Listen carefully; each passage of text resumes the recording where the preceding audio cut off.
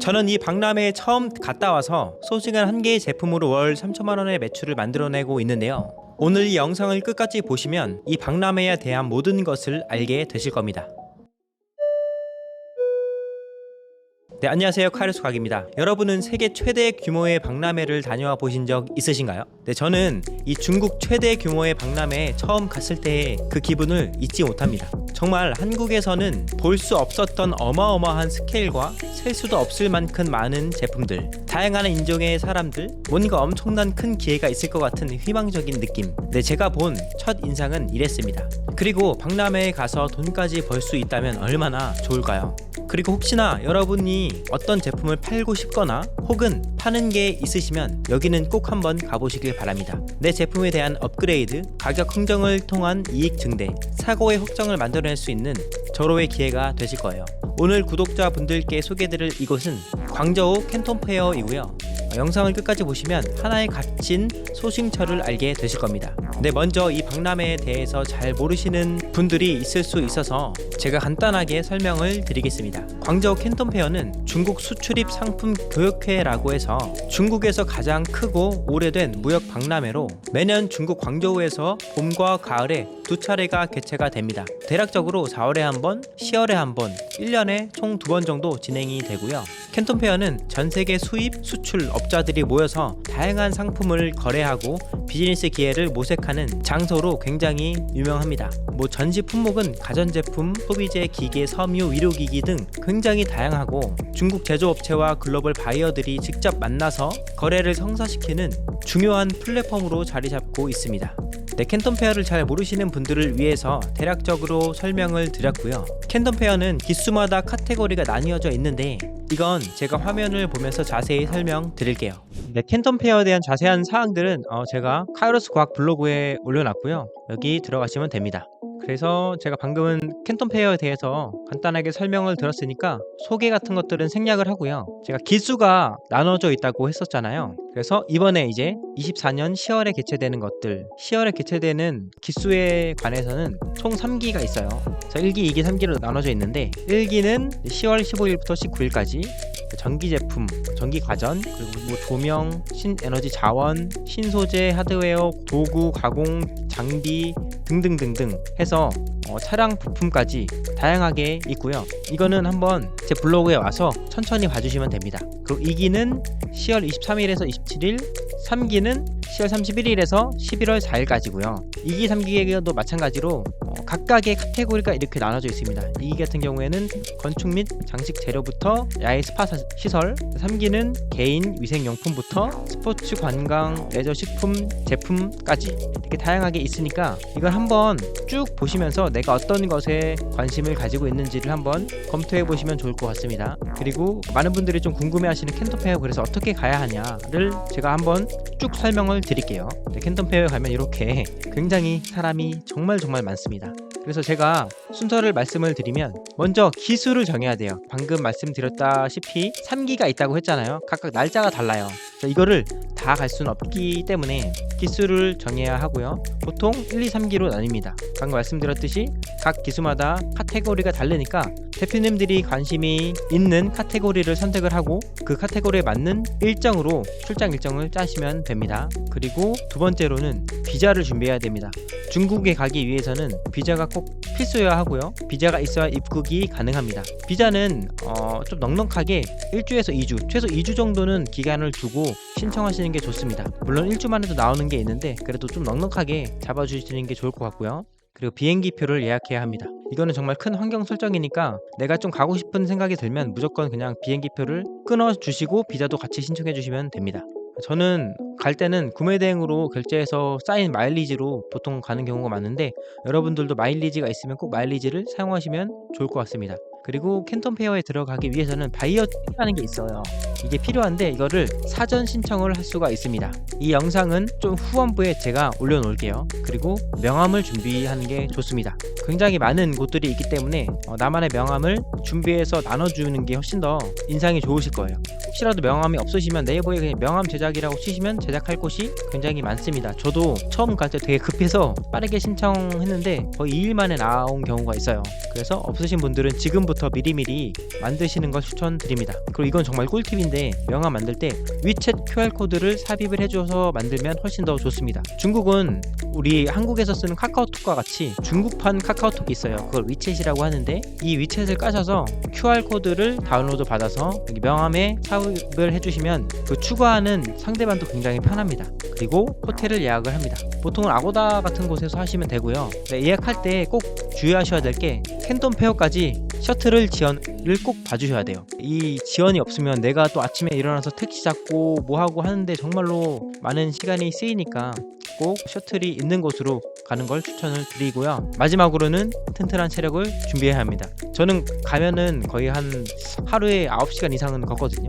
걷고 말하고를 계속 9시간 이상을 반복하면 정말 몸이 녹초가 되실 거예요. 그래서 미리미리 체력을 준비해 주셔야 합니다. 근데 솔직히 갔다 오면은 체력이 정말로 몸이 좋아져요.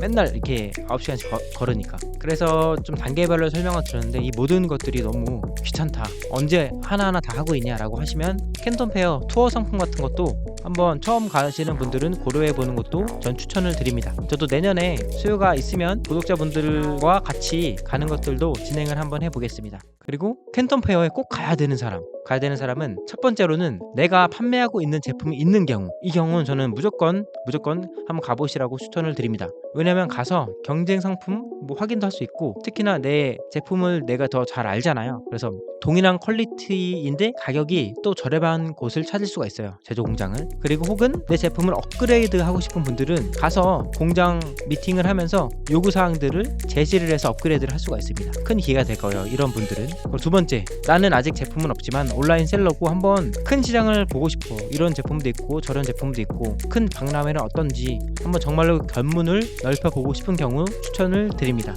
그리고 이 바이어증 신청은 제가 찍어둔 영상이 있으니까 그거 보시고 차근차근히 신청을 해보시면 될 것 같습니다. 네, 그럼 캔톤 페어에 대한 설명은 끝났고요. 이 영상을 보시고 한번 가보실 분들은 꼭 가보시는 걸 추천을 드립니다. 네, 바이어 배지 발급을 위해서 저희가 사전 등록을 먼저 해야 합니다. 사전 등록을 하기 위해서는 이 사이트에 들어가야 되는데, 여기가 캔톤 페어 공식 사이트입니다. URL은 제가 더보기란에 남겨놓겠습니다. 이쪽 위에 레지스터를 클릭을 해주시고요. 저희는 해외 바이어이기 때문에 여기 오버시즈 바이어 클릭해줍니다. 그리고 혹시 들어갔는데 중국어로 나오시는 분들은 여기 잉글리시 오른쪽 거 클릭을 해주시면 영어로 나올 거예요. 네, 그래서 레지스트레이션 여기 등록을 하는 칸에 들어왔고요. 이메일이랑 패스워드를 적어주시면 됩니다. 그 다음에 넥스트 스텝을 눌러주시면 네, 이렇게 뜨고요. 저희는 지금 바이어 배지가 없으니까 I don't have 바이어 배지, 여기 아래 거를 클릭해주시면 됩니다.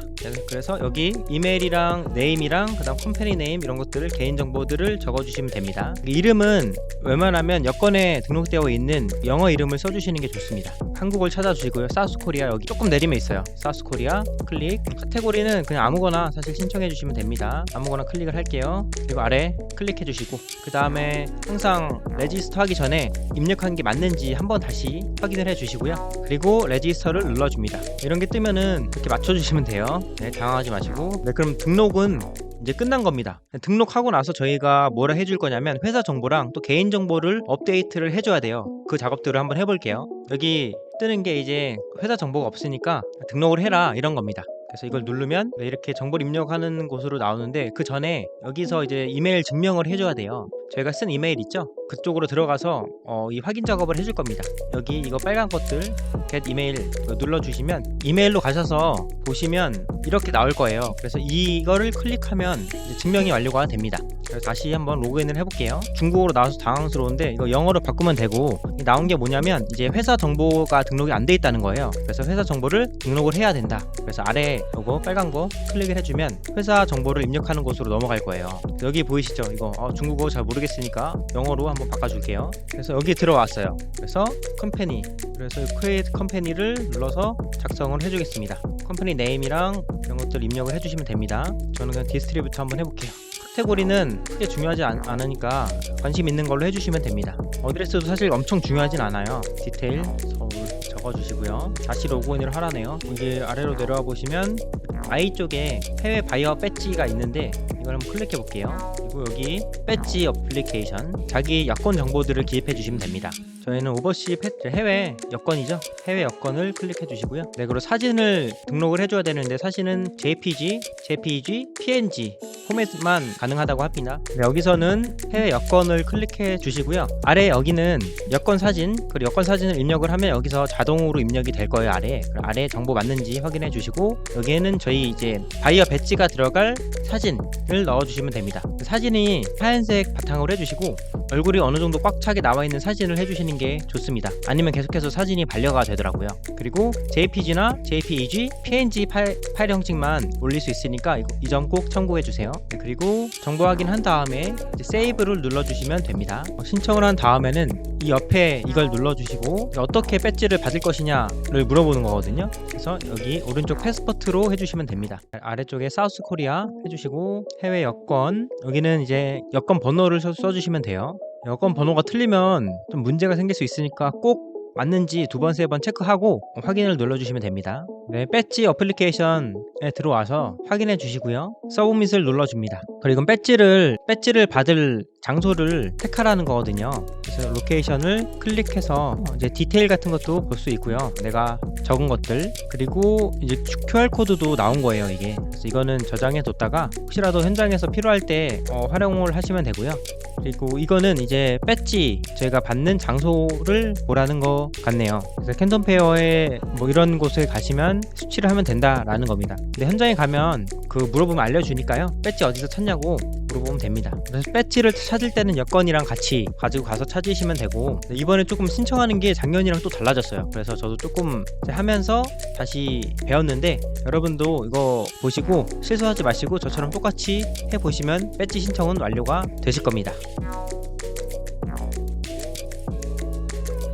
총 단계를 보면은 이렇게 돼 있었어요. 등록한 후에 이메일 증명을 했고, 이제 회사 정보를 적었고, 개인 정보를 적었죠. 그 다음에 배지 사전 신청을 한 거예요. 그리고 나서 리뷰가 됐고요. 그 다음에 이제 저희는 배지를 현장에서 찾으면 되는 겁니다. 이런 사전 신청 없이 가시면 이제 현장에서 또 돈 내고 뭐하고 시간 쓰고 발급을 받아야 되니까 꼭 사전 신청을 하고 가시는 걸 추천을 드립니다.